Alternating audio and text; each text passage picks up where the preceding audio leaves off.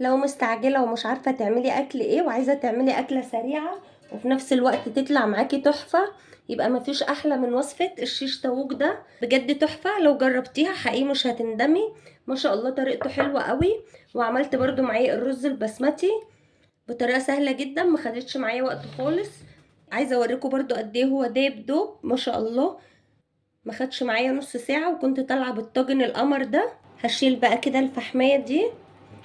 تعالوا بقى ندوقه كده مع بعض. ما شاء الله جميل قوي. بصوا، كل التسويه دي كانت على عين البوتاجاز. ما شاء الله جميل بجد، حلو قوي. حقيقي طعمه تحفه. يتاكل بقى بالعيش، يتاكل مع الرز، حلو في كل حالاته. تعالوا بقى نشوف كده عملناه ازاي. هبدأ بقى كده، اول حاجه هعملها تتبيله الشيش طاووق. عصره هنا ليمونه كامله. هحط كده بابريكا، كمون، بهارات فراخ، ملح. هنزل كده بالتوابل، وانزل كده بقى بمعلقه خل. هحط كده معلقه بقى من السويت شيل ده، بيبقى جميل قوي في الشيش طاووق او في المشاوي. وهحط برده معلقه من المستردة.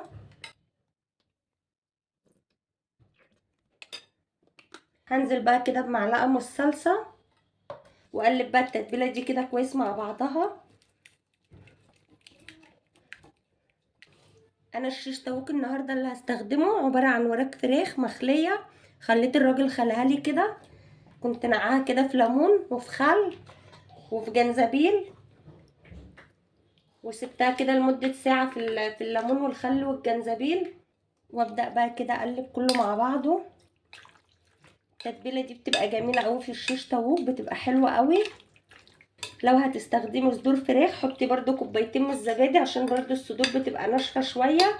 لكن انا النهارده ما استخدمتش زبادي لان انا مستخدمه وراك. هركنها بقى لمده ساعه او ساعتين كده تشرب من التتبيله في التلاجة. هبدا بقى كده اقطع برده خضار. هقطعه كده مكعبات.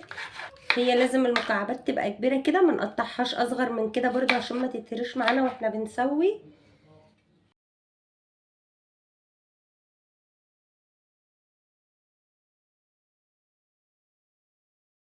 كده انا ركنت الشيش طاووق زي ما قلت لكم لمده ساعتين كده في التلاجة. هبدا بقى كده احط عليه الزيت. هحط كده معلقتين زيت زيتون. ما حطيتش الزيت قبل ما اركنه في التلاجة، لان الزيت هيفصل التتبيله عن الفراخ، وانا حابه انه يشرب من التتبيله كويس. حابه تحطي زيت عادي برضو حطي، مفيش اي مشكله. بس انا هحط كده زيت زيتون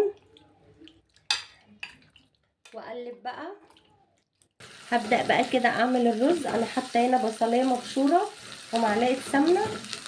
هتنين نقلب بقى كده لحد ما البصلايه تدبل. كده البصله دبلت. هنزل بقى كده بليمونه من الليمون المجفف ده. وهحط كركم، عود قرفه، حبهان قرنفل. هحط كركم. هحط برضو بهارات كبسه، هحط ملح، هحط حبهان وقرنفل. هحط برضو ورق لورا. كده التوابل ريحتها طلعت عشان برضو ما تتحرقش معايا. هنزل بقى كده بالميه. هبدأ بقى كده انزل بالرز. بسم الله. الرز ده انا نقعته كده لمدة ربع ساعة قبل ما اعمله. اول ما يشرب المية بتاعته هدي عليه بقى واركنه على نار هادية خالص. هبدأ بقى كده اعمل الشيش طاووق. انا طبعا مسخنة الجريل. هبدأ بقى كده احطه. بسم الله. سامعين الصوت ده؟ مش هحط زيت ولا اي حاجة، هو طبعا فيه زيت وفيه كل حاجة.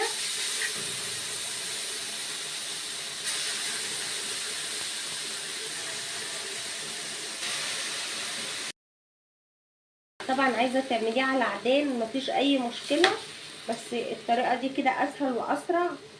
هسيبه بقى كده على نار عالية خالص، وهسيبه كده بقى لمدة 10 دقايق، مش هقلبه خالص. كده الشيش طاووق خد معايا لون اهو. هبدأ بقى كده انزل بالبصل. انا قلبته برده في التتبيلة. هقلب بقى كله كده مع بعضه.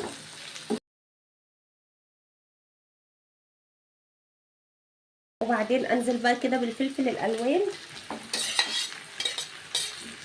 كله كده في طاسة واحدة من غير عيدان من غير اي حاجة.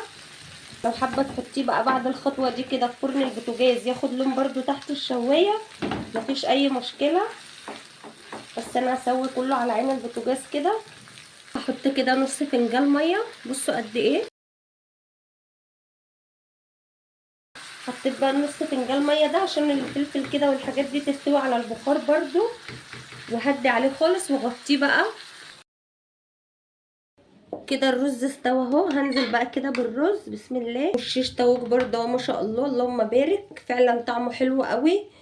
طريقه الشيش تاووك دي لو مش حابه تعملي معاها رز بسمتي ممكن برضه تعملي معاها رز بالخضار او رز ابيض على حسب ما تحبي. هحطه بقى هنا كده بسم الله. وهحط بقى كده، هحط دي كده، انا حابه اعلي الطعم معايا كده. حطيت برضو الفحمايه دي بالشكل ده، وهحط عليها شويه زيت كده واغطي عليها بقى، واسيب بقى الشيش تاووك ياخد من ريحه الفحم دي لمده 10 دقايق كده. عايزه اقول لكم بكل امانه ان طعم الشيش طاووق بجد تحفه، لو جربتوه حقيقي مش هتندموا، وهتدعوا لي من حلاوه وجمال الشيش طاووق. فعلا الوصفه دي حلوه قوي. انا عن نفسي لما بكون مستعجله او مش عايزه اعمل خطوات كتير بعمل الشيش طاووق كده بالشكل ده. كده بقى خلصت الفيديو بتاعي النهارده، اتمنى يكون الفيديو نال اعجابكم. ولو عجبكم بقى الفيديو ما تنسوش تشتركوا في القناه عشان يوصلكم كل جديد. اشوفكم بقى على خير في فيديو جديد.